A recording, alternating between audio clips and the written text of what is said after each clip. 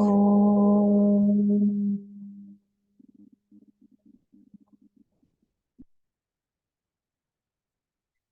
ओम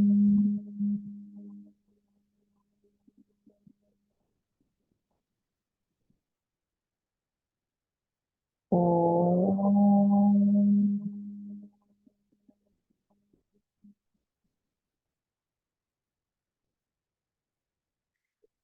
ओम सहना भवतु सहनौ भुनक्तु सह वीर्यं करवावहै तेजस्विनावधीतमस्तु मा विद्विषावहै।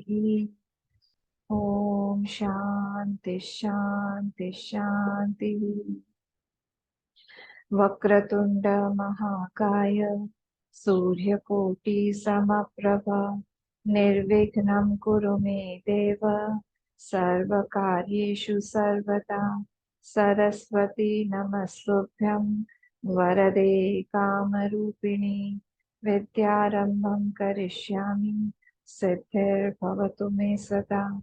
गुरुर्ब्रह्मा गुरुर्विष्णु गुरुर्देवो महेश्वरः गुरुरेव परं ब्रह्म तस्मै श्री गुरवे नमः। तस्मै श्री गुरवे नमः। हम लोग ध्यान श्लोक पढ़ेंगे।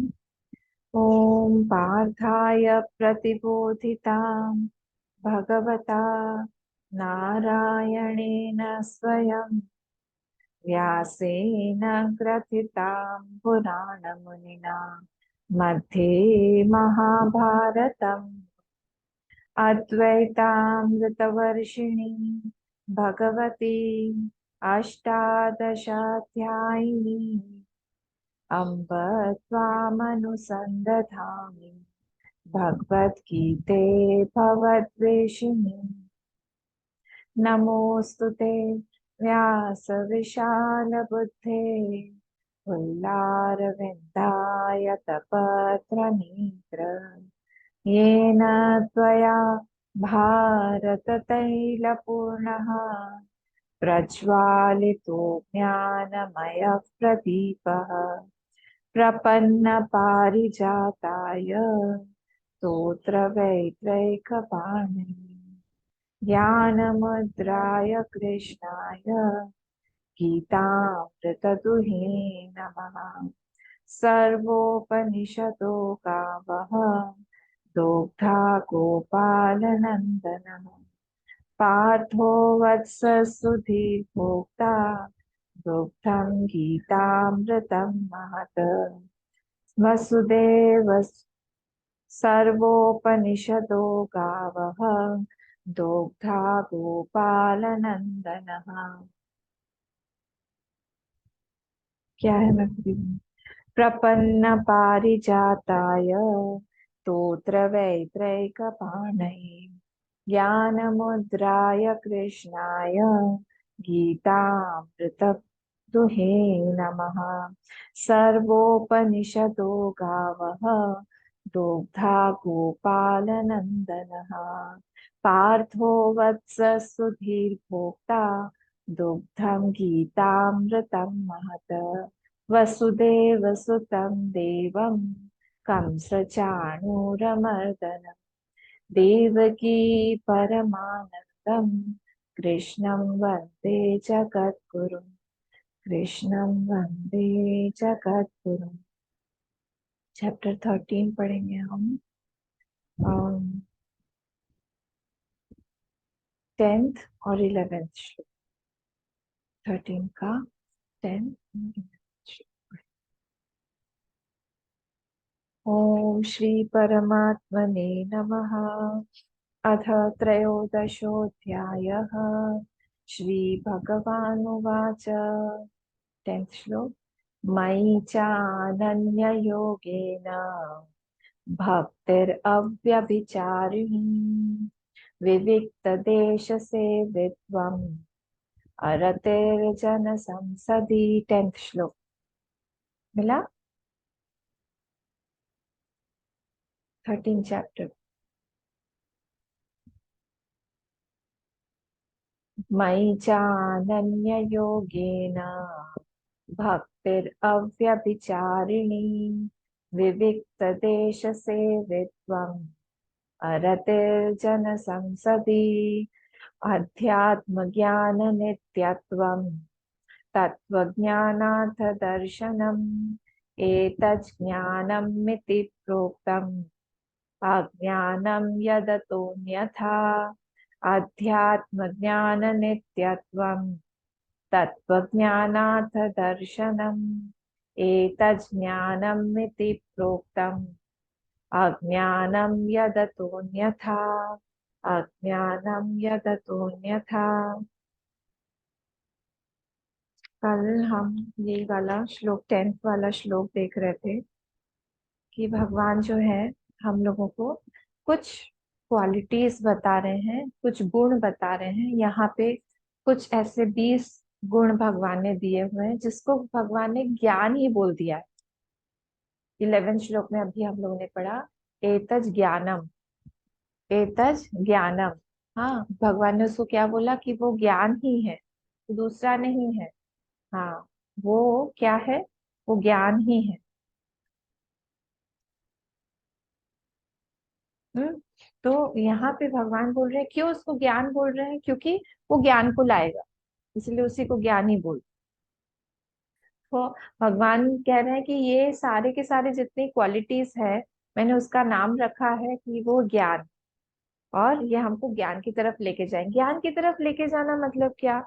ज्ञान मतलब हमें सही, सच में सच्चाई क्या है, ट्रूथ मतलब हम जिसको बोलते हैं परम जो सत्य है वो क्या है, उसका उसका ज्ञान हमेशा बना रहे। हमें उसका ज्ञान नहीं, हमें नित्य अनित्य को हम लोग नित्य मान लेते हैं, असत्य को हम सत्य मान लेते हैं। ये सबसे बड़ा हमारा अज्ञान का लक्षण है। जब हमको कोई बोलता है, क्रिटिसाइज करता है, तो हमें क्यों बुरा लगता है? क्यों? उसने हमारे ऐसी चीज को कुछ बोला, सपोज उसने हमको बोला कि तुम कैसे हो दिखने में, तो उसने क्या बोला? हमारे शरीर को बोला। सपोज उसने बोला कि तुम्हारी बुद्धि कैसी है ही नहीं, बुद्धू हो, तो बुद्धि नहीं है, बुद्धू हो। तो अगर बुद्धू बोला हमें, तो इसका मतलब है हमारी बुद्धि को बोला। अब जिन जिन चीजों को कोई बोल रहा है वो तो मैं नहीं हूं ना। हम क्या बोलते हैं? मेरा शरीर। हम क्या बोलते हैं? मेरी बुद्धि। तो कोई चीज अगर मेरा शरीर है, मेरी बुद्धि है, वो तो मैं नहीं हूँ, मेरा है। पर हम लोग उस चीज को अपने ऊपर ले लेते हैं कि हमें बोला जा रहा है, हमें खराब बोला जा रहा है, हम कुरूप हैं, या जो भी हम मंद हैं, जो भी है हम हैं। हमने क्या किया? हमने अनित्य को नित्य मान लिया, हमने असत्य को सत्य मान, जो हम नहीं है उसको हमने मान लिया कि वो हम है। इसको बोलते हैं हम अज्ञान। और इसी में रमण करता है ये जीव। जीव महाराज का यही आइडेंटिटी है कि वो कंटिन्यूअसली एक गलत आइडेंटिटी से दूसरे गलत आइडेंटिटी पर जाता रहता है, खुदकता रहता है, हॉपिंग हॉपिंग आइडेंटिटीज। हमारे पास में आई कार्ड बना रहता है ना हमारा। तो आई कार्ड में जैसे ही कोई हम जाते हैं या बिजनेस कर रहे हैं या कुछ, तो हम फट से आई कार्ड अपना हमारा जो कार्ड है वो देते हैं हम लोग कि हमारा कार्ड रखिए, कार्ड रखिए। हमारा बिजनेस कार्ड है, जो भी कार्ड आपको अच्छा लगेगा ये रखिए, कांटेक्ट के लिए काम आएगा, इसमें हमारा ईमेल आईडी है, हम क्या क्या करते हैं वो सब लिखा हुआ है इसमें, सब आप रखिए। वो क्या हमारा नित्य परिचय है? वो हमारा परिचय पत्र नहीं हो सकता है, नित्य परिचय पत्र हमारा नहीं हो सकता है। भले ही हम हमारे आई कार्ड में या हमारे पासपोर्ट में या फिर हमारे आधार कार्ड में हमने अपना परमानेंट एड्रेस लिख के रखा हो, भले ही हमारे हमारा नाम लिख के रखा हुआ हो, जो चीज बदल रही है उसको हम नित्य कैसे बोल सकते हैं? यही अज्ञान का सर्वप्रथम लक्षण है। और अगर उसके ऊपर हम दुखी हैं तो फिर कितने ज्यादा अज्ञानी हो। और हमारा दुख का आधा कारण संसार ही है, आधे से ज्यादा पूरा। हमको इसलिए दुख नहीं लगता है कि हमारे भगवान हमसे खुश नहीं है। हम इससे दुखी नहीं होते हैं कि आज का दिन हमारा ऐसे ही चला गया। बाय द वे आज एकादशी है, तो हमने आज भगवान का न विष्णु सहस्त्रनाम किया, ना हमने गीता पाठ किया, ना हमने कोई कुछ गोपाल सहस्त्रनाम किया, ना हमने भागवत पाठ किया, ना हमने फास्टिंग भी किया, कुछ भी नहीं किया हमने, उसमें हमें दुख नहीं होगा। दुख किस में होगा? हमारी इस रॉन्ग पर्सनालिटी को, गलत फहमियों को जो तोड़े तोड़ ही रहा है वो, हमने गलत फहमियां बना के रखी, उसको कोई तोड़े, वो बुरा, हम दुखी, वो बुरा हम दुखी, ये कॉम्बिनेशन चलता है। इसी को बोला गया यहाँ पे कि ये अज्ञानी जो है जीव महाराज, ये अपनी आइडेंटिटी को ना जानने के कारण कंटिन्यूअसली एक एक से दूसरे, दूसरे से तीसरे, तीसरे से चौथे अपनी आइडेंटिटी को बदलता हुआ एक सिचुएशन से दूसरे सिचुएशन में बस जा रहा है। और इसी में जन्मों से, एक जन्म नहीं हुआ है इसका, जन्मों से पड़ा हुआ है। कल मैंने वो शुकर की कथा बताई थी ना, वैसे हम लोग भी कंटिन्यू से हमको यही लगता है कि हमारी ये परिस्थिति बनी रहे, यही बेस्ट परिस्थिति है, इससे ज्यादा अच्छा कुछ हो ही नहीं सकता है। यहाँ पे ही हमको सबसे ज्यादा सुख यहीं पर ही है, इन्हीं लोगों से सबसे ज्यादा सुख है। हम लोग पिछले जन्म में भी यही सोचते थे फॉर योर काइंड इन्फॉर्मेशन, उसके पिछले जन्म में और नेक्स्ट जन्म में भी ऐसे ही सोचते रहेंगे अगर ये सारी मेंटालिटी के साथ में रहेंगे। भगवान उस चीज को हमें ब्रेक करना चाहते हैं। आपको पुरंजन पुरंजनी की कथा पता है ना? मैंने भागवत की कथा एक बार सुनाई थी। पुरंजन नाम से एक व्यक्ति था, एक राजा हुआ। ये नारद मुनि कथा सुना रहे हैं किसी को। तो वो जो पुरंजन था बहुत अच्छा था, दिखने में सुंदर सा, पर वो कैसा था, उसका भी विवाह नहीं हुआ था। यंग एकदम डैशिंग पर्सनालिटी जिसको बोलते हैं, हैंडसम टाइप का। तो वो एक बार जंगल में गया घूमते घूमते, तो वहां पे उसको एक बहुत बड़ा सा एक आलीशान महल दिखा, और उसके नव द्वार थे, नौ नौ द्वार थे उसके। और वहां पे एक सुंदरी, एक कन्या जो है वो रहती थी, बहुत सुंदर थी वो। और वो वहां बाहर आई, और उसने पूछा कि आप कौन हैं? तो ये जो पुरंजन बोला कि मेरा नाम पुरंजन है, तुम्हारा क्या नाम है सुंदरी, तुम कौन हो? बस वो फ्लैट हो गई। हाँ, उसने कहा मेरा नाम पुरंजनी है, मैं इस पुर में रहती हूँ, मैं इसकी मालिक हूँ। अच्छा, तुम तो बहुत सुंदर हो, तुम्हारे साथ कोई है या तुम अकेली रहती हो? बोले नहीं, मेरे साथ में सिर्फ एक 5 फन वाला एक नाग रहता है जो मेरी रखवाली करता है, और मैं इस पुर में अकेली रहती हूँ। अगर आप मेरे साथ रहेंगे तो मुझे बहुत अच्छा लगेगा। बस हो गया, दोनों ने विवाह किया, और दोनों उस पुर में अच्छे से रहने लगे दोनों। अब क्या हुआ, अब आगे की कथा शुरू। अब जैसा जैसे अब अटैचमेंट बढ़ने लगा, जो जो वो पुरंजनी करती वैसा वैसा ही पुरंजन करता। जैसे जो, अगर उसका मन दुखी होता, पुरंजन का भी मन दुखी हो जाता। अगर पुरंजनी जो है सुखी रहती, खूब हा हा हा ठहाके मारकर हंसती, तो ये पुरंजन भी हा हा हा हा हंसने लगता। अगर ये पुरंजनी जो है ये बोलती कि आज तो कुछ भी अच्छा नहीं लग रहा है, पुरंजन भी मुंह लटका के बोलता है हाँ आज तो कुछ भी नहीं अच्छा लग रहा है। अगर ये पीती, भागवत में लिखा, अगर वो पी रही होती है पुरंजनी, तो ये भी पीने लगता। हर चीज में साथ साथ साथ साथ साथ साथ साथ साथ, यही हमारी हालत। अभी बताएंगे कि कौन है ये पुरंजन। एक बार क्या हुआ, ये आखेट खेलने गया पुरंजन, आखेट खेलने गया विदाउट परमिशन। परमिशन लगता है हर चीज के लिए भाई, ऐसे कैसे चले गए बिना पूछे हमको? और फिर वापस जब ये आए बाहर, जब ये भूल गए थे बिल्कुल पुरंजन को, उस समय भूल, पुरंजनी को भूल गए थे पुरंजन।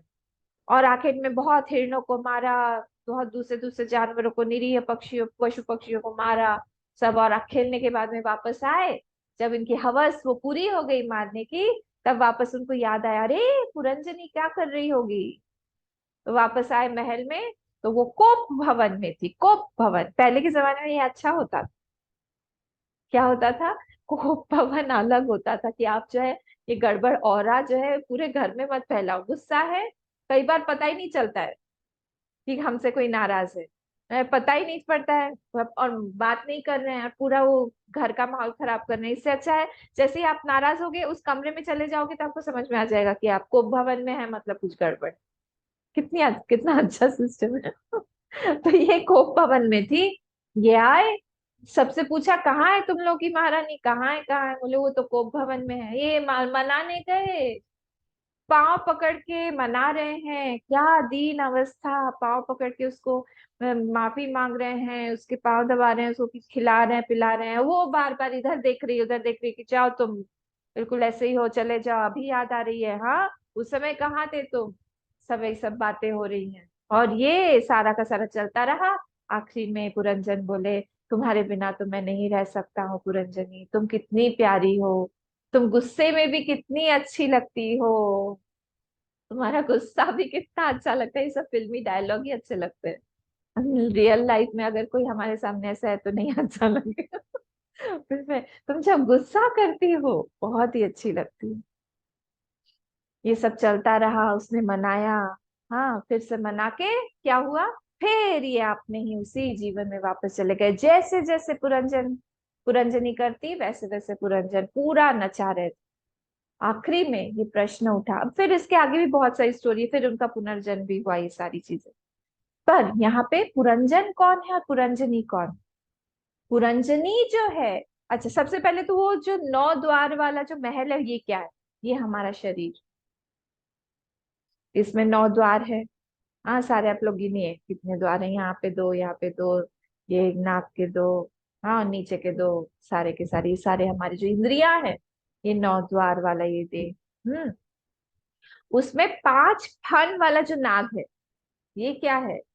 ये है हमारे प्राण, पंच प्राण, जो कि इस शरीर को की रक्षा करने वाले। हम लोग सो जाते हैं, वो 5 प्राण जो है जागे हुए रहते हैं, जागृत रहते हैं ना। 5 प्राण, हमारे प्राण चलते रहते हैं ना, सांस हमारी चलती रहती है, वो नहीं सो जाते। इसीलिए पुरंजनी ने कहा था कि मैं सो जाती हूँ तभी भी ये मेरी रक्षा करते रहते हैं। और वो पुरंजनी कौन है? हमारी बुद्धि। बुद्धि। और ये पुरंजन महाराज कौन है? हमारे अंदर बैठा हुआ जीव, जीवात्मा जिसको हम बोलते हैं। वो जैसा बुद्धि करेगी, जैसा वो चलाएगी वैसा ही हमारा जो हम चलेंगे। जीवात्मा हमारा बोले चलो चलो करो, वो बुद्धि बोलेगी दुखी, हम भी दुखी। हमने उसको अलग करके देखना नहीं जाना है, यही अज्ञान है। अज्ञान, हम वो गाते हैं ना हमारे गुरु सुख, अज्ञान तिमिरान्धस्य ज्ञानांजन शलाकया चक्षुरुन्मीलितं येन तस्मै श्री गुरवे नमः। हम बच्चों को हमारे सिखाते हैं। अज्ञान तिमिरांधस्य, अज्ञान के तिमिर, अंधकार जो है उसका, ज्ञानांजन शलाकया, उसको दूर करने के लिए ज्ञान का अंजन डालते हैं। अंजन, अंजू वर्ड होता है ना, अंजू कई जनों का नाम भी होता है अंजू, तो अंजना भी नाम होता है। तो अंजन, अंजन मतलब होता है काजल। तो ज्ञान के काजल की शलाका से, शलाका मतलब पेंट या ब्रश से, उससे जो वो अज्ञान का तिमिर हटा दे। ज्ञानांजन शलाकया चक्षुरुन उन्मीलितम ये ना, चक्षु को, मतलब आंख के लिए बोला जाता है काजल बहुत अच्छा होता है। घर वाला काजल हमको बचपन में याद है, सब माए बनाती थी घर में। आता होगा आपको बनाना ना काजल, ऐसे करके फिर थोड़ा सा घी डालते हैं। वो का आंख के लिए बोलते हैं बहुत अच्छा है, तो आंख खोल देती है, मतलब आंख का पावर बढ़ाती है। पावर मतलब चश्मे का पावर नहीं, आंख का पावर। तो वो चीज कौन करते हैं? गुरु। तो ये यहाँ पे भी यही बोला जा रहा है कि भगवान जो है वो कह रहे हैं कि तुम अपने आप को बुद्धि से अलग जान के थोड़ा देखो। हम बहुत ज्यादा चिपक जाते हैं सब चीजों से, हम थोड़ा सा अलग करके देखना चाहिए। एक बार एक जोक है, हाँ। एक बार एक आदमी बैठा हुआ था इसमें, प्लेन में, फ्लाइट, फर्स्ट टाइम बैठ फर्स्ट टाइम जा रहा था।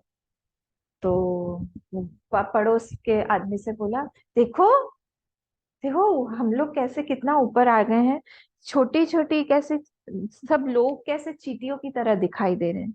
देखो कितने ऊपर आ गए। पड़ोस वाला आदमी बोला, अरे भाई अभी फ्लाइट चली ही नहीं है, वो चीटियां ही है। अभी भी अभी भी फ्लाइट उड़ी ही नहीं है, चीटियों को। तो ऐसी हमारी भी स्थिति है। हम इतने ज्यादा अज्ञान में हम फंसे हुए हैं, हमारे माइंड के साथ, बुद्धि के साथ हम इतने क्लोज हैं। हम उसको इतने पास से देखते हैं कि हम उसको अलग करके नहीं देख पाते। जब हम अपने आप से उसको अलग करेंगे, तब हमारे पास में जो स्पेस बचेगी उसमें हम कुछ सोच पाएंगे। अपने से दूर करके हम अच्छे से उस स्थिति को देख पाएंगे। जैसे अगर मैं यहाँ पे बैठी हुई हूँ, तो मुझे यहाँ की चीजें जो है एकदम से सारी चीजें नहीं दिखेगी, बस इतना ही दिखेगा। जहाँ पे हम लोग बैठे हुए हैं, हमारा अपना कमरा। मैं थोड़ा सा ऊपर जाऊंगी तो हमारा व्यू थोड़ा बढ़ेगा, और मैं ऊपर जाऊंगी, थर्ड फोर्थ फ्लोर पे जाऊंगी तो और भी हंगम होगा। ऐसे एकदम ऊपर से हम लोग देखेंगे तो और बड़ा होगा। जो लोग सैटेलाइट इंटरनेशनल स्पेस स्टेशन से देखते हैं, उन लोगों को और भी हंगम दिखता है। तो हमारे पर कूपमंडूक दृष्टि क्यों बनी हुई है? क्योंकि हम लोग एकदम चिपके हुए हैं, अपने आप से बहुत ज्यादा क्लोज हो गए। और इसीलिए हम अपने ही दृष्टिकोण में, अपने ही जाल में हम फंस जाते हैं कई बार। हम दूसरे का पॉइंट ऑफ व्यू कई बार नहीं समझ पाते। क्यों नहीं समझ पाते? क्योंकि हमने अपने आप को अपने पॉइंट ऑफ व्यू से, अपने दृष्टिकोण से दूर हटाया ही नहीं है। हम अपने ही एंगल से सोचते हैं। इतना हमने अपने थॉट्स को सही मान के रखा हुआ है।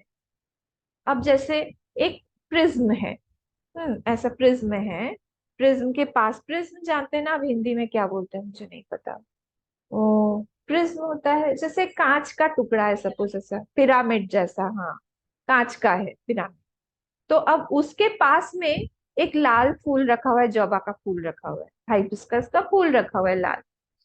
तो अगर कोई ऐसा रखा हुआ है पिरामिड और यहाँ पे रखा हुआ है, तो कोई अगर इस तरफ से देखेगा उसको फूल नहीं दिखाई देगा। उसको लगेगा वो पिरामिड जो है उसका लाल कलर हो गया है।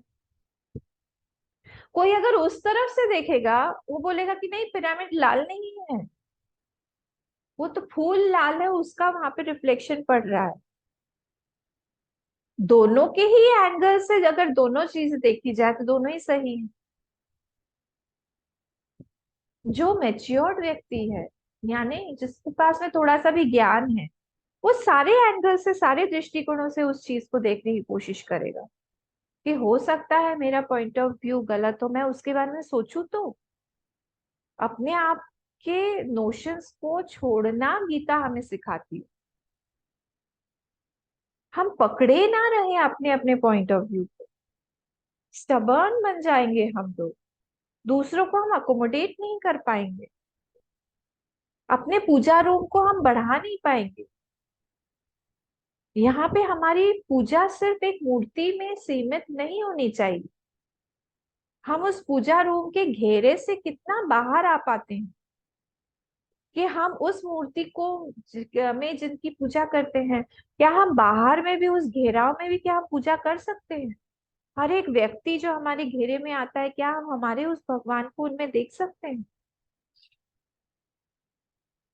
भक्ति का लक्षण जो है, वो सेंसिटिविटी बढ़ाना है, जो यहाँ पे बोल रहे हैं भगवान।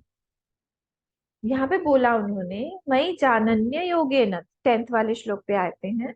मई चा अनन्य योगेन, इस श्लोक को हम लोग कल देख रहे थे। भक्ति ही अव्यभिचारी। तो भक्ति बोला है उन्होंने जो अव्यभिचारी हो, मतलब लॉयल्टी जो है वो प्रेम में सबसे ज्यादा महत्वपूर्ण है। और लॉयल्टी मतलब क्या? कि मेरे जीवन में आपके अलावा और कोई नहीं है प्रभु। हमको अगर मांगना भी है कुछ भी, तो हम आपसे ही मांगे। उपमन्यु की कथा पता है ना? मालूम है उपमन्यु की कथा? सुनाई थी क्या मैंने? तो वो छोटा सा एक बच्चा था, दूध वाला। बताया था मैंने? नहीं पता शायद। तो अब उपमन्यु जो थे, वो छोटे से बच्चे हैं, 4-5 साल की। उनके उनकी माता के साथ वो रहते थे। उनके पिता का देहांत हो गया था। ऋषि थे वो, बहुत बड़े। उपमन्यु भी बहुत बड़े ऋषि थे। तो एक बार क्या हुआ वो उनके मामा के घर गए मम्मी के साथ। मामा के घर में ये लोग थोड़े गरीब थे, कि माँ और ये जो रहते थे अकेले रहते थे, पिता नहीं थे, भिक्षाटन करके चलाते थे। तो जब ये अपने मामा के घर गए, मामा के घर में मामा के घर में एक गाय थी। तो गाय थी, तो गाय से जो दूध मिला, उनके सारे दूसरे भाई बहनों ने मिलके इनको भी दिया गया, दूध पिया और इनको दूध का स्वाद बहुत अच्छा लगा। छोटे से बच्चे वापस घर आए और घर आके माँ को बोला कि मुझे दूध दो माँ। तो माँ जो है किचन में गई और उन्होंने क्या किया कि पानी में आटा को घोला, आटा को घोल के उसको दिया कि तुम दूध पियो। पहले भी करती थी यही और वो पी लेते थे। अब क्या हुआ, अब उनको दूध का टेस्ट पता चल गया कि एक्चुअल दूध क्या होता है। जैसे ही उन्होंने पिया वो बिल्कुल फेंक दिया, कहा कि ये दूध नहीं है, तुम हमेशा मुझे यही पिलाती हो, जोर जोर से चिल्लाने। तुम हमेशा मेरे साथ में धोखा करती हो, मुझे जो दूध नहीं है, आटा मिला के तुमने दूध पिलाया है। मुझे दूध चाहिए, आज मैं बोल रहा हूँ, मुझे छोटे थे, मुझे दूध ही चाहिए, दूध चाहिए, दूध चाहिए करके जोर जोर से रोने लगा। अब इधर उसने देखा कि मेरी माँ कुछ नहीं बोल रही और दूर जाके बैठ गई और बीच बीच से आवाज आ रही, रोने लगी थी। तो उन्होंने आंख को दूसरे तरफ, उनके आंसू ना देख पाए उपमन्यु, दूसरी तरफ बैठ के रो रही। तो इन्होंने माँ को रोते हुए कभी नहीं देखा था। तो ये गए दौड़ते दौड़ते अपनी माँ के पास में, पीछे से गए, बोले माँ क्या हुआ। नहीं बेटा, रो रही थी वो, रोते रोते बोली मैं तुमको कभी भी कोई भी चीज मैं तुमको दे नहीं पाई, हमारे पिताजी नहीं है, हम लोग छोटा छोटा चीज मांग मांग के इधर उधर से लाते हैं। दूध कहाँ से लाऊं मैं तुम्हारे लिए, हमारे पास में 2 टाइम का खाना नहीं होता है। मेरा क्या मन नहीं करता तुमको दूध देने के लिए। खूब रोने लगी। इधर से उपमन्यु ने भी माँ को गले लगाया और वो भी रोए कि मैं कभी नहीं मांगूंगा आपसे दूध, मुझे नहीं चाहिए दूध, आप मत रो, बस मत रो आप, मुझे नहीं चाहिए। पर उपमन्यु की माँ ने कहा तुमको दूध चाहिए ना, मैं तुमको बताती हूँ तुमको किसके पास जाना चाहिए दूध मांगने के लिए। वहां पे तुम जाओगे, जितना चाहिए तुमको दूध मिलेगा, उपमन्यु जितना चाहिए मिलेगा। बोले सच में माँ। बोले हाँ बेटा, मैं तुमको बताऊं, ऐसी ऐसी माएं हुआ करती थी, इसलिए हमारा भारतवर्ष ऐसा था। बोले तुमको मैं आज उपासना सिखाऊंगी शिव जी की, शंकर भगवान की। तुम उनके पास में जाओ, वो तुमको सब कुछ देंगे। और उन्होंने उनको उपासना सिखाई और वो जंगल भेज दिया कि जाओ तुम उपासना करो, पूजा करो, उनकी पूजा करो। उनको सिखाया मिट्टी से किस तरह से शिवलिंग बनाया जाता है और उस पे क्या क्या फूल चढ़ते हैं, क्या चढ़ाना है, वो सब उनको डिटेल में सिखाया। और ये चले गए माँ को छोड़ के। आज की माँ छोड़ेगी, जंगल में चले गए ये अकेले वहां पे रह के। और इनका भी एक ही प्रण कि मैं जो है शिव जी से मांगूंगा, दूध मांगूंगा। छोटे से बच्चे थे जो पीना है दूध। तपस्या करने लगे, ओम नमः शिवाय का जप करने लगे, खूब तपस्या करते रहे। बारिश हो, धूप हो, ठंड हो, गर्मी हो, एक दिन भी उनकी उपासना नहीं छूटी। ऐसा करते करते करते करते एक दिन क्या हुआ, इनको आवाज दी, उपमन्यु मैं आ गया हूँ, आंख खोलो। तो उपमन्यु जप कर रहे थे, एकदम धीरे से उन्होंने आंख खोली, उपमन्यु। तो उपमन्यु ने हाथ जोड़ा। लाभ कौन है, एक देवता खड़े हुए थे सामने। एकदम चमक धमक वाले देवता, मुकुट था उनके सिर पे और साइड में एक हाथी था। ये मैं स्टोरी एक्चुअली बाल विहार के लिए ये सब बाल विहार में सुनाती हूँ। आज मुझे मेरा बाल विहार का क्लास नहीं हुआ, आप ही लोग मेरे सामने आए, इसलिए आप लोगों को सुना रही हूँ बाल विहार की। इनको बहुत अच्छा लगता है। और साइड में एक हाथी खड़ा हुआ था, और साइड में हाथी था, उसके चार चार सूंड थे। और हाथी का कलर कैसा था, सफेद, पूरा वाइट। और इसने कहा, उपमन्यु ने पूछा प्रभु आप कौन है, मैंने तो आपको नहीं बुलाया है, क्योंकि माँ ने उनको शिव जी का रूप बता दिया था। बोले आप कौन है। बोले मैं तो पूछ रहा मैं कौन हूँ, मैं इंद्र हूँ। तुम मेरी पूजा कर रहे हो ना? बोले नहीं, आपको गलत फहमी हुई है, मैं शिव जी को बुला रहा हूँ। लेकिन अरे शिव जी को बुला रहे हो, शिव जी क्या देंगे? हाँ, शंकर उनका तो नाम ही है ऐसा, शंकर बस शांति में सबको बैठा देते हैं, वो शंकर होती थी, शंकर है, उनके पास में कुछ नहीं है। खुद अगर वो दे पाते तो खुद के लिए एक महल नहीं बनाते? खुद के पास तो कुछ है नहीं, तुमको क्या देंगे वो? मुझसे मांगो, मांगो मुझसे मांगो, मैं राजा हूँ देवताओं का। उपमन्यु, तुम समझ नहीं पा रहे हो मैं कौन हूँ? जो भी मांगना है मांगो, मैं तुमको सब दूंगा। बोले नहीं, मुझे नहीं चाहिए, कुछ नहीं चाहिए, आप कृपा करके लौट जाइए। फिर बोले वो, अरे तुम वो शंकर जी से मांग रहे हो, वो कुछ नहीं दे पाएंगे, मैं बोल रहा हूँ तुमको।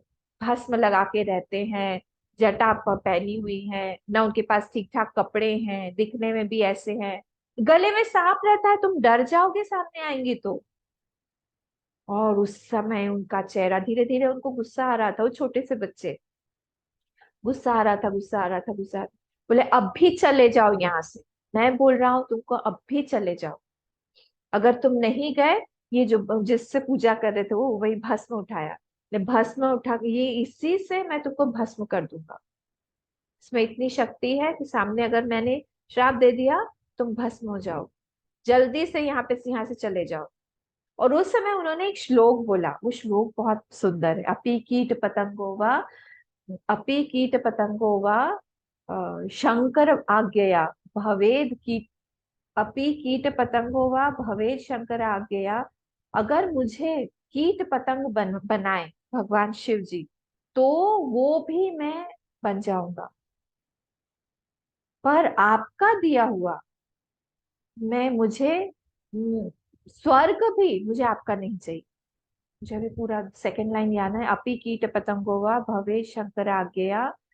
नेक्स्ट लाइन मुझे याद आएगी तो बताओ। आपका दिया हुआ, अगर आप मुझे स्वर्ग लोक भी देंगे तो भी वो मुझे नहीं चाहिए, आप यहाँ से चले जाइए। इसको बोलते हैं अनन्य भक्ति। और जैसे ही वो ऐसे करके वो मान रहे थे, उनका हाथ स्तंभित हो गया। और हाथ स्तंभित होने पर उन्होंने आंख खोला और सामने देखा, वहां पे भगवान शिव जी खड़े हुए। शिव जी ही इंद्र का रूप बना के वहां पे इनकी परीक्षा लेने के लिए आए।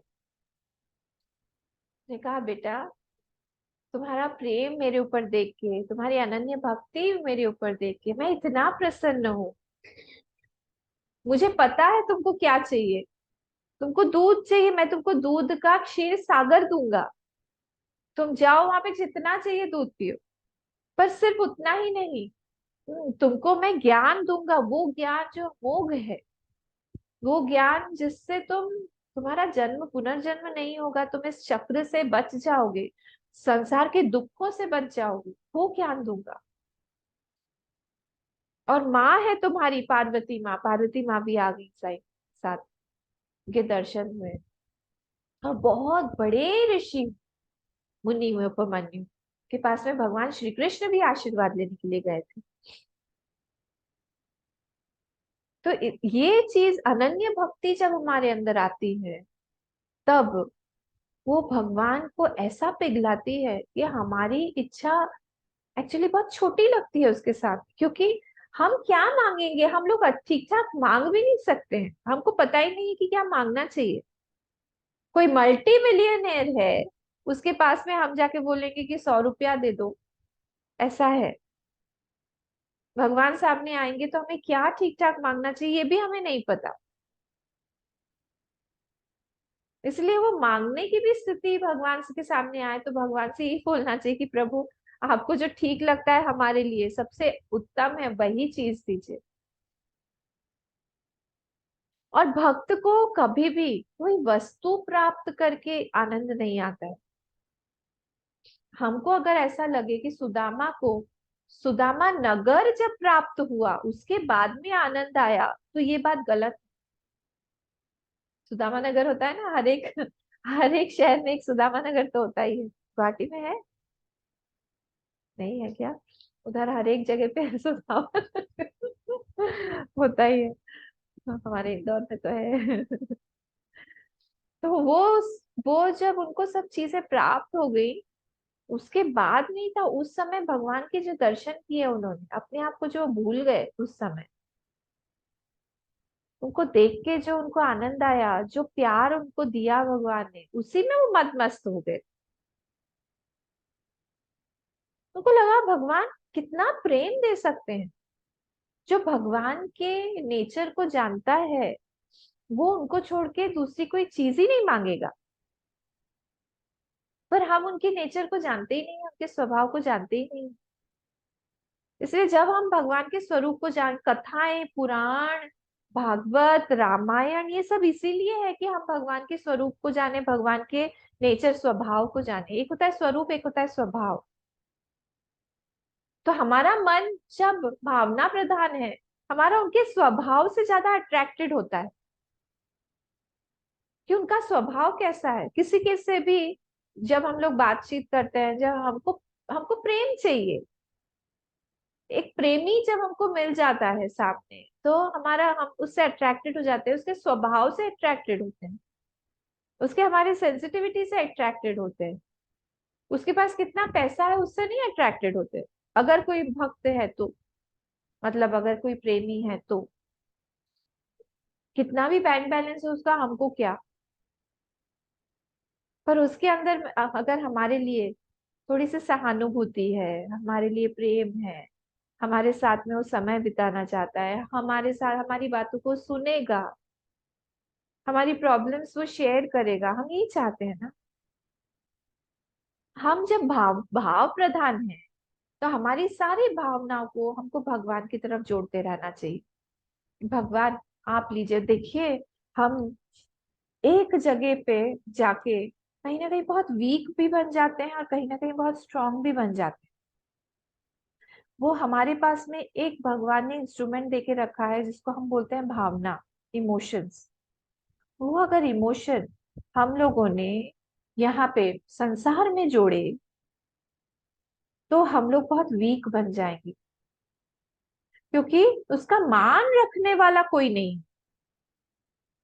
और अगर उसी भावनाओं को हमने हमारे भगवान से जोड़ा, तो भगवान उसका बहुत मान देते हैं, बहुत मान देते हैं। केवलेन ही भावेन गोप्यो गावः नगा मृगा। हाँ, सिर्फ भाव से ही, भावना से ही क्या हुआ, गोपियां जो है, फिर जो माउंटेन्स है अलग अलग वो, फिर मृग भी भगवान के पास में आके वो लोग क्या करते थे, वो मृग जो है उनकी पूजा करते थे। भगवान के पास में आके कैसे पूजा करते थे, उनके पास तो कोई पूजा अर्चना का सामान नहीं होता था। भगवान एक बार बांसुरी बजाते थे और आसपास से जंगल से कहाँ कहाँ से सारे के सारे मृग आके उनकी आंख से पूजा करते थे। एक पलक, बड़ी बड़ी आंखें होती है ना मृगों की, डियर, हरिण, हिरण की। तो वो लोग एक टक देख देख के उस भगवान के स्वरूप को निहारते रहते थे, जैसे वो आंख से पी जाएंगे भगवान। वो उनकी आरती होती थी, भगवान को देख रहे हैं, उनकी पूजा होती थी। पूजा का सामान हर एक का अलग अलग होता है। मोर आ जाते थे कहाँ कहाँ से, वो आके, क्योंकि भगवान का कलर सांवला सांवला है, तो उनको लगता था कि मेघ ही है। तो वहां पे भगवान के सामने आके नाचने लगते थे, ये उनकी पूजा होती थी। जब जमुना जी आती थी, जमुना जी कैसे पूजा करती थी, एक कमल कहीं से उठा के लेके आ जाएगी। भगवान अगर जल क्रीड़ा कर रहे हैं, पानी में है, बहुत गर्मी है, पानी के अंदर घुस गए हैं अपने बंधुओं के साथ में, गोपों के साथ में, छोटे से तो थे, तो वहां पे उनके चरण में कहीं से आके एक कमल का फूल तैरते हुए आ जाएगा। हर एक की तरह तरह से पूजा होती है। तो भागवत का ये श्लोक है, केवल ही भावे न गोप्यो नगा मृगा गोपा, ये सारे के सारे अनपढ़ हैं, गवार हैं। नगा मतलब पेड़, पेड़ मतलब वो यमलार्जुन के पेड़, उन लोगों ने भी भगवान की पूजा की। वहां पे जब भगवान जाते थे, गाय चराने के लिए जाते थे, तो इतनी गर्मी होती थी। तो ये सारे जो मेघ हैं, वो लोग कलेक्ट होके, खुइया जानते हैं ना, खुइया आप लोग क्या बोलते हैं, किनकिनिया बोरहोन, किनकिनिया बोरहोन बोलते हैं ना, ऐसे फुइया हम लोग हिंदी में बोलते हैं, फुइया बरसाते लगते थे कि भगवान के ऊपर से जाएंगे, इतनी गर्मी है, तो उनको थोड़ा सा ठंडक थोड़ी सी महसूस होगी। उनकी पूजा अलग है। क्या मेघ अपने आप को ही नेछावर कर रहे हैं, अपना शरीर ही नेछावर कर रहे हैं भगवान की। तो केवल, अब केवल ये ना कि भावे न भाव जहाँ पे प्रधान है, वहां पर हम लोग भाव से तरह तरह से भगवान की पूजा कर सकते हैं। भाव को अगर हमने मोड़ दिया संसार की तरफ, संसार के लोगों की तरफ, वहां से हमने एक्सपेक्टेशन रखा, हमारे वही भाव जो है हमको डुबो देंगे, हमको डिप्रेशन में लेके जाएंगे, क्योंकि उस भाव को रेसिप्रोकेट करने वाला, उस भाव को का मान देने वाला संसार में कोई नहीं मिलेगा हमें। उसी छोटे से भाव को, एक एक श्लोक आता है, देखती हूँ याद आता है कि नहीं, आज मुझे श्लोक ही नहीं याद आ रहा है। तुलसी दल मात्रेण जलस्य चुलुकस्य च, जलस्य चुलुकेन च स्वयं स्वयं विक्रीणते आत्मा भगवान भक्त वत्सल। बोलते हैं कि मैं छोटा सा एक तुलसी का दल, तुलसी पत्र देने से, या फिर छोटा सा एक जले न चुलुकस्य च, जल का एक पानी, छोटा सा एक पानी थोड़ा सा दे देने से, स्वयं विक्रीणते आत्मा, अपने आप को ही वो बेच देते हैं, अपने आप को ही बोलते हैं खरीद लो मुझे, ले जाओ, क्या चाहिए, ले लो मुझे, क्या करवाना है।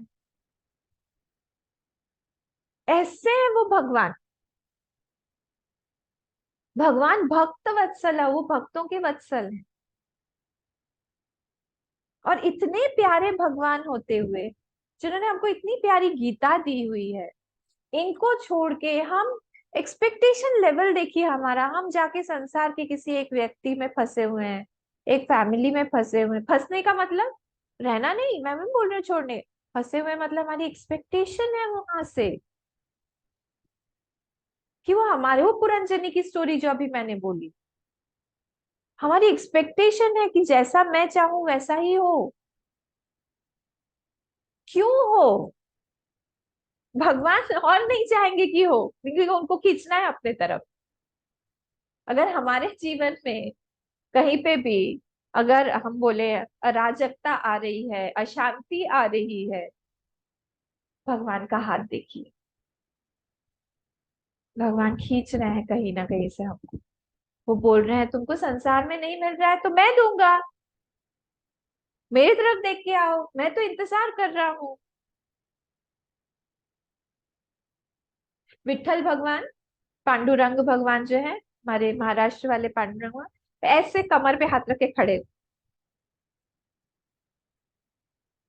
उनका, उनकी स्टोरी पता है ना, पांडुरंग, क्या नाम था उसका, हम्म, क्या नाम था, अरे उस लड़के का नाम ही भूली, तो वो जो है अपने माता पिता की सेवा कर रहे हैं। क्या नाम था उनका? नहीं, श्रवण कुमार नहीं, पांडु, तो वो एक बार, क्या नाम था उनका, क्यों ये आज मेरे साथ ऐसा क्यों हो रहा है, मुझे याद ही नहीं आ रहा। सब कुछ भूल रही हूँ मैं। पांडुरंग को जिन्होंने खड़ा कर दिया था, अभी याद आ जाएगा बोलते बोलते स्टोरी। तो अब वो अपनी माता पिता की सेवा कर रहे थे। जब माता पिता की सेवा कर, अच्छा उसके पहले की बात सुनाती हूँ। वो एक बार, हाँ Pundarik, Pundarik, thank you Meenakshi ji, thank you, thank. Pundarik, Pundarik नाम था उसका। तो वो पुंडरीक जो है, वो एक, पहले जो थे वो एकदम ऑपोजिट नेचर था उनका, एकदम अलग। उनके, उनकी शादी हुई नई नई, माता पिता ने उनकी शादी कर दी, बहुत सुंदर थी देखने में वो उनकी पत्नी, नई नवेली दुल्हन, कुछ काम वाम नहीं करेगी, सब घर में बैठी रहेगी, सारा सास ही काम करती थी। बहुत स्वीट सॉस थी वो, चिली सॉस नहीं, स्वीट सॉस। तो वो काम करती थी बेचारी, और सारे के सारे लोग देखते रहते थे, कैसी बहू है, कोई काम नहीं करती है, कुछ नहीं करती है, पूरा का पूरा टाइम ऐसे ही अपने हस्बैंड, और वो हस्बैंड जो है पुंडरी को भी कुछ नहीं बोलते थे, वो उसके हाँ में हाँ मिला मिला के रहते थे, बार बार ऐसे ही रह रहे थे। एक बार क्या हुआ, उन लोगों ने सोचा, माता पिता ने, बूढ़े हो गए थे वो लोग, कि हमको नहीं रहना है यहाँ पे, खेत का भी काम हम करते हैं, घर का भी हम करते हैं, खिलाते पिलाते भी हैं यहाँ पे, इससे अच्छा है हम कहीं और जाके ही रहें, हम लोग तीर्थ यात्रा पे निकल जाए। पहले के जमाने में लोग तीर्थ यात्रा पे ऐसे ही निकलते थे, इसलिए उनको माला वाला पहना के भेजा जाता कि पता नहीं ये लोग वापस आएंगे कि नहीं। मोबाइल वोबाइल तो था नहीं कुछ, विदा दे देते थे हमेशा के लिए। तो सब हाहाकार मच गया पूरे गांव में कि ये दोनों जा रहे हैं। तो पुंडरीक को लगा कि मेरी बदनामी हो जाएगी इससे, माता पिता जा रहे हैं इससे, इसलिए मैं उनको रोकता हूँ। तो वाइफ के साथ में गए उसको उनको रोकने के लिए, बोले नहीं हम लोग तो जाएंगे, हमको जाना है। बोले ठीक है एक काम करते हैं हम सब चलते हैं। बोले चलो, तुम लोग भी चलो। घोड़ा था एक उनके घर में, अब उस पे चढ़ेगा कौन। तो ये जो पत्नी थी इनकी पुंडरी की, बोली मैं तो चलना वलना, मेरे माता पिता के घर में मैं तो कभी चली ही नहीं हूँ, मैं तो चल नहीं सकती भाई।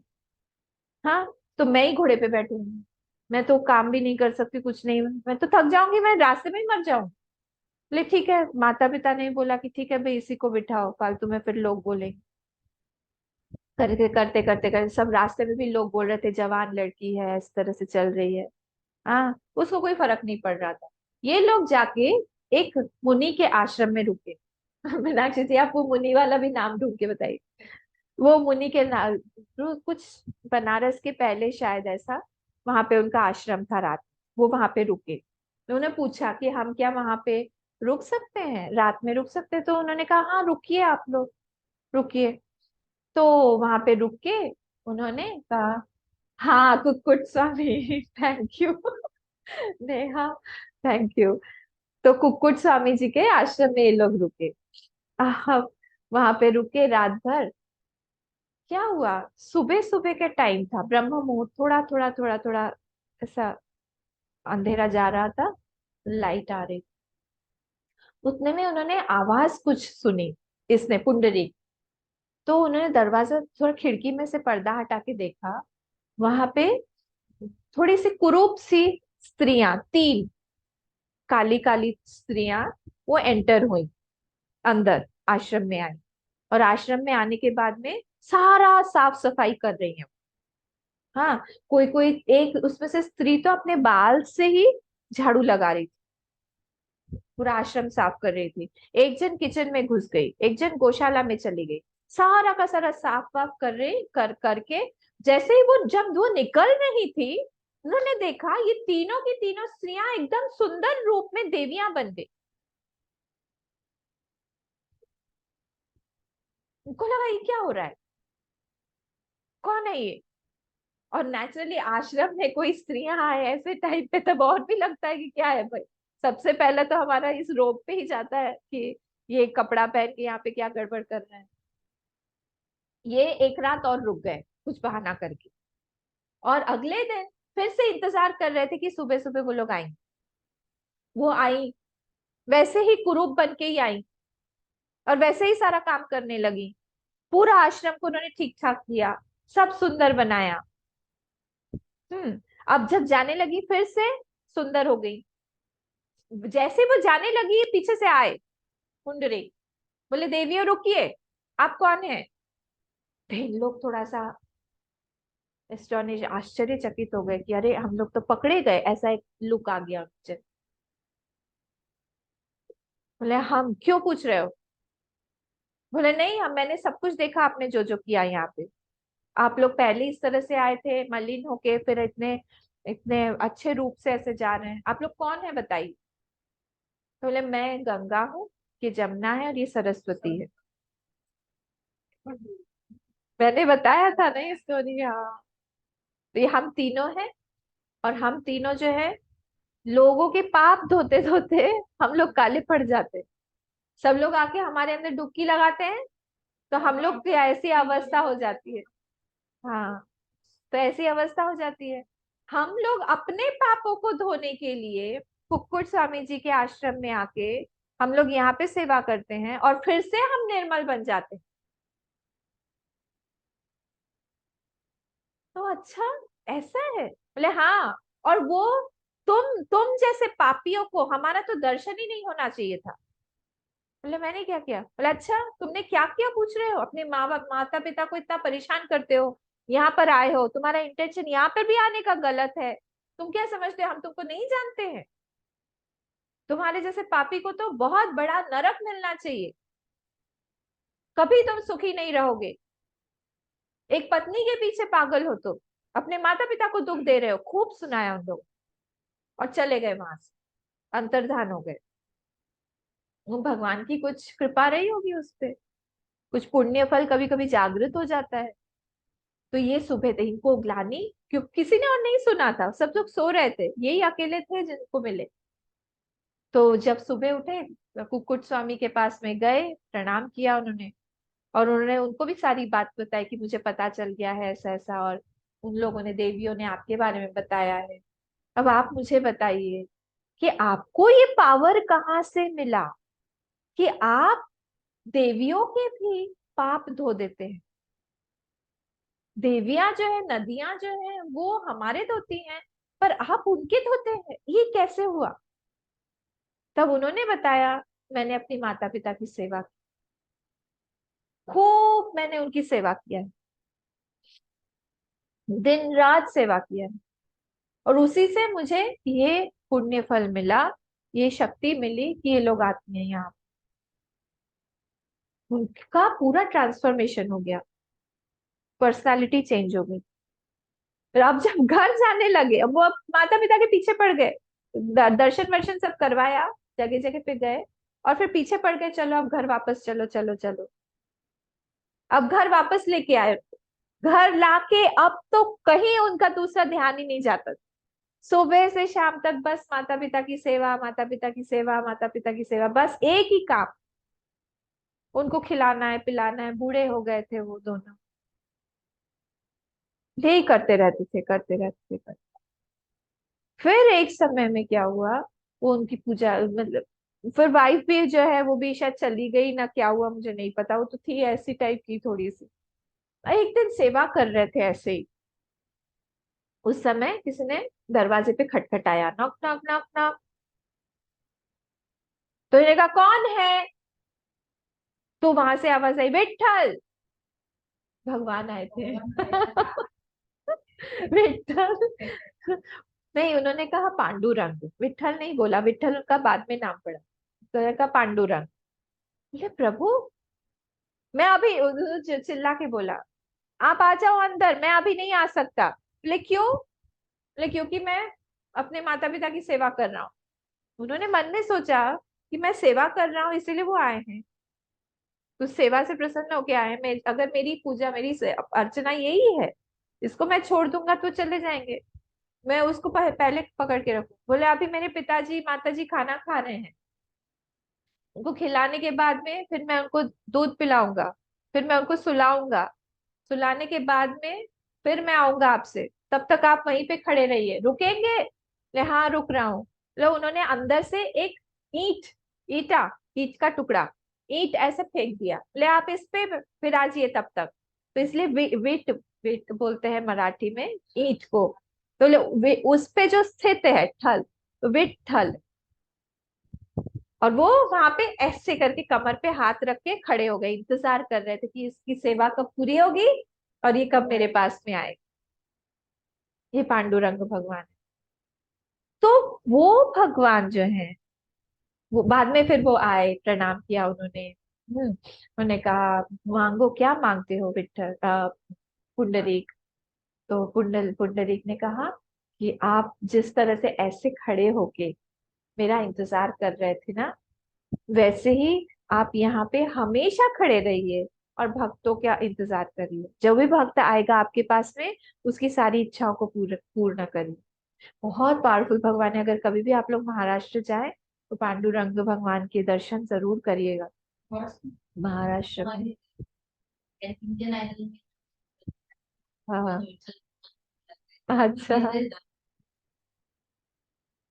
तो ऐसा है वहां भी। तो उन्होंने भगवान से यही आशीर्वाद मांगा कि आप आए, जैसा मेरा इंतजार करना है वैसे ही इंतजार की पोजीशन में ही आप वहां पे भी खड़े रहिए। रुक्मा बाई जो है, रुक्मिणी जी लक्ष्मी जी का ही स्वरूप है, ये पास में है, और ये विट्ठल भगवान दोनों ही वहां पे हैं। तो भगवान जो है हमारा वेट कर रहे हैं, इंतजार कर रहे हैं। इसलिए यहाँ पे बोल रहे हैं क्या बोल रहे हैं, मई चानन्य योगिना भक्तिर अव्यभिचारिणी, अव्यभिचारी भक्ति है, कहीं और नहीं। वो उपमन्यु की तरह हमको बनना है, इस पुंडरीक की तरह हमको बनना है, जहाँ पे हमारी भक्ति अव्यभिचारी, कोई भी वहां पे डिस्ट्रैक्शन ना हो। जब तक ऐसा हमारा मन नहीं बनेगा, तब तक हम एक बड़ी चीज को अपने जीवन में आने से रोक रहे हैं। ऐसे कोई खटखटा रहा है और हमने दरवाजा बंद, कोई बड़ा व्यक्ति, और हमने दरवाजा बंद करके रख दिया है। क्यों? क्योंकि हम अपने ही अंदर मस्त है, हमको सुनाई नहीं दे रही है वो आवाज, तो वो बाहर खड़े हुए हैं। ठीक है, तो ये हुआ हमारा भक्ति राव्य विजय। फिर क्या है नेक्स्ट वाला, विविक्त देश सेवित्व। अब जब ये विविक्त देश सेवित्व बोला गया है, इसमें कल मैं जैसे बता रही थी, तो विविक्त देश मतलब होता है कि ऐसी कोई जगह हो हमारी, जहाँ पे एक तो हम बैठे तो हमारा अपने आप मन शांत हो जाए, और उसके जो संस्कार हैं ऐसे हैं कि वहां पे हमें डर ना लगे। सांप आ जाएगा, बिच्छू आ जाएगा, मच्छर काटेगा, हम बैठे हैं पूजा करने के लिए। हमारे यहाँ पे एक बच्ची आती है, तो उसका घर पहाड़ पर है, यहाँ पे आगे जो है नेपाली बस्ती जहाँ पे है ना, वहां पे है, ऊपर पहाड़ के ऊपर है। और वो मुझे बोलती है कि हर एक हफ्ते में एटलीस्ट एक बार तो वो, जब भी उसके घर में एक मंदिर है शिव जी का, मंदिर में घुसती है तो उसको सांप दिखता है मंदिर में, या तो बैठा हुआ है या उसका पाँव पड़ते पड़ते बच्चा, कुछ ना कुछ होता है। मतलब मुझे इतना डर लगता है मंदिर में जाने में अम्मा, मैं वहां पे बैठ के जप करना चाहती हूँ, पर कहीं ना कहीं से या तो ऊपर से आ जाता है या नीचे से पहाड़ी एरिया है पूरा, वहां पे जंगल है आसपास। तो ऐसा ना हो, हम लोग जहाँ पे भी बैठे, हम लोग ऐसा एक जगह रखें जहाँ पे हमारा मन जो है निर्भीक होके बैठे, जहाँ पे हमारा मन लग जाए, डर नहीं लगे, और जहाँ पे संस्कारित हो वो जगह। किस चीज से संस्कारित हो, कि शांति से संस्कारित हो। हम्म, सारे के सारे कलह को हम बाहर रख के आए, गुस्सा ना आए हमें। उस जगह पे बैठ के ही हमको ऐसा लगे कि हमको हमारे मन में अच्छे थॉट्स आ रहे हैं। ये बनाना पड़ता है, ये धीरे धीरे बनता है। बार बार जब हम एक ही जगह पे बैठ के सब करते रहते हैं, अपने आप वो चीज जो है बनने लगती है।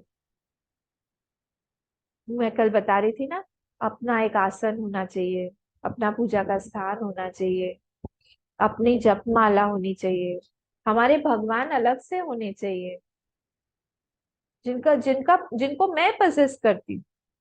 ये नहीं कि एक ही फैमिली का ही है कि उस पे शिव जी हैं तो सभी जल आके चढ़ा रहे हैं। नहीं, एक मेरे भगवान हो जिस पे मैं ही सब कुछ करूं, मेरा ही हो, मेरे शिव जी हो या मेरे कन्हैया हो या मेरी देवी माँ हो, गणेश जी हो, जो भी, ऐसा होना चाहिए। जब ये हम लोग करते रहते हैं, इसी को बोलते हैं विविक्त देश सेवित्व। हाँ, तब हम लोग बैठेंगे। और क्या नेक्स्ट वाला क्या है, अरतिर जन संसदी। अरतिर जन संसदी मतलब क्या, हमको अकेले बैठने में डर ना लगे, हम अकेले एंजॉय करें, अपनी कंपनी से हम खुद भागे ना। कभी कभी हमको लगता है ना कि हमको खुद का ही मन जो है हमको डरावना लगता है, हम अपने ही मन को फेस नहीं कर पाते। ऐसे भी कई कई लोगों की स्थिति होती है, मेडिटेशन करने बैठेंगे तो रोने लगते हैं, क्योंकि उनका मन उनके सामने आता है, उनका मन उन्होंने ऐसा बनाया है कि खुद अपने ही मन को फेस नहीं कर पाते। ऐसा नहीं होना चाहिए। तो जब ये भक्त जो है वो अकेले में है, तब वो भगवान के साथ में है। अकेला नहीं है वो, हमें बाहर से लग रहा है कि वो अकेला है। एक बार एक महात्मा जी कुटिया में बैठे हुए थे, तो बाहर से किसी ने खटखटाया दरवाजा। बोले महात्मा जी। बोले हाँ। बोले, आ जाओ। बोले हाँ आ जाओ। बोले अच्छा आप अकेले थे। उनके मुंह से फटाक से निकल गया, अब अकेला हो गया। मतलब क्या? उनके मन वो भगवान के साथ में थे, वो आए तो अब अकेला हो गया हो, अब चले गए भगवान। तो ये जो व्यक्ति है जो भक्त है भगवान का, ये इसको कभी भी अकेला नहीं लगता है। ये हमेशा उन्हीं के साथ में रमण करता रहता है। गोपियां कभी अकेली हुई? प्रहलाद जी कभी अकेले हुए? उनको जब आग में तपाया जा रहा था, उनको जब वहां से ऊपर से पहाड़ से गिराया जा रहा था, उनको जब रौंदा जा रहा था हाथियों के पैर से, उनको जब डसवाया जा रहा था ये सांपों से, उनको लग रहा था मैं अकेला हूं ही नहीं, भगवान ले रहे हैं सब कुछ। वो फीलिंग एक आती है जब ये व्यक्ति अकेला रहता है, इसलिए अरतिर जन संसदी, जब वो लोगों के बीच में चला जाता है तब वो अकेला पड़ जाता है, तब उसको लगता है मैं अकेला हो गया हूं। तो इसलिए उसको अच्छा नहीं लगता। मीराबाई के कमरे से हमेशा आवाजें आती रहती थी, वो बात कर रही होती हैं, कुछ कर रही होती, तो उनकी जो ननंद ननंद होती है ना, ननंद पता है ना आप लोग क्या बोल। हाँ, तो ननंद जो है कंप्लेन करती थी उनको हस्बैंड को जाके कि इनके कमरे में कोई रहता है, आता है, आज तुम सुनना जाके, आवाज आती रहती है। तो सच में मीराबाई किसी से बात कर रही थी, और दूसरा कोई जो व्यक्ति था उसकी आवाज नहीं आ रही थी, और ये बात कर रही थी। इन्होंने, राणा जी ने दरवाजा तोड़ दिया, तोड़ के अंदर गए, तो देखा वो मूर्ति के साथ में बात कर रही है। कभी कभी रात में इनकी सखियां, जब बाद में जब ये वृंदावन आ गई, तो रात में देखते थे इनकी सखियां देखती थी, छत पे घूम रही है मीरा, और ऐसा लग रहा है किसी के हाथ पकड़ के ऐसे से घूम रही है, घूम रही है, दूर से देखने में कोई नहीं दिखाई, दूसरे को दिखाई नहीं देगा, पर वो है किसी के साथ। हमारी कौन सी कंपनी है, हमको देखना चाहिए। हमको अच्छा लगता है लोगों के बीच में, हम जैसे ही आते हैं लोगों से, हम लोग अकेले पड़ जाते हैं, डिप्रेशन में चले जाएंगे, वो अकेला लगने लगेगा। पर जो भक्त है उसको अकेलापन में ही उसको लगता है कि मेरा संग है भगवान का। जैसे मैं दूसरे बाहर के संगति में जाता हूँ तो मेरे भगवान का संग हो जाता है, इसलिए उसको पसंद नहीं आता। तो यहाँ पे बोला है विविक्त देश सेवित्वम। विविक्त देश मतलब वो देश जहाँ पे हम लोग बैठे हुए हैं उसमें संस्कार किस तरह के डले हुए।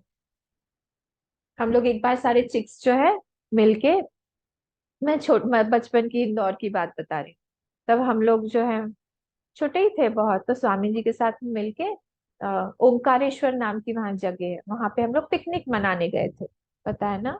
वहां पे पिकनिक मनाने गए, बस किया, एक सब लोग गए, तो सब लोग अपने खाना पीना सब लेके गए थे, तो खूब मस्ती वस्ती किया। उसके बाद में एक चट्टान थी, नर्मदा नदी है वहां, नर्मदा नदी के साइड में बैठ के हम लोग ने अपना खाना वाना बिछाया, और हम लोग बोले स्वामी जी को आ जाइए चलिए खाते हैं। उतने में ही दूर से एक आदमी दौड़ता हुआ आया, अरे वहां मत बैठो, वहां मत बैठो, उठाओ उठाओ उठाओ खाना सब उठाओ, उठाओ उठाओ, वहां पे खाने की जगह नहीं। चिल्ला रहा था ऐसे करके, आया वहां पे। स्वामी जी ने पूछा क्या हो गया, तो बोले नहीं यहाँ पे हम मुर्दा जलाते हैं।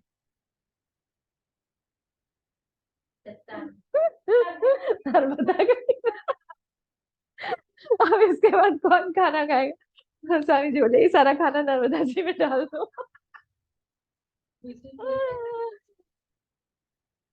हाँ, हाँ। तो वो संस्कार की बात कर रही हूँ, वो संस्कार आ जाता है ना उस चीज का। तो ऐसी जगह होनी चाहिए जहाँ पे संस्कार ठीक ठाक रहें, अच्छे रहें। ठीक है, तो आज हमारा यहाँ पे ये वाले श्लोक के साथ कर रहे हैं, 11th श्लोक से हम लोग नेक्स्ट टाइम देखेंगे। तो रिवाइज करिएगा, पढ़िएगा गीता को, ठीक है, रोज एक चैप्टर जरूर पढ़िएगा, कोई भी चैप्टर उठा के, 13 कर रहे हैं 13, 12 से शुरू कर सकते हैं, 12 इजीएस्ट है सबसे। ओम पूर्णमद पूर्णमिदम पूर्णात् पूर्णमुदच्यते पूर्णस्य पूर्णमादाय पूर्णमेवावशिष्यते। ओम शांति शांति शांति। हरि ओम। श्री गुरुभ्यो नमः। हरि ओम।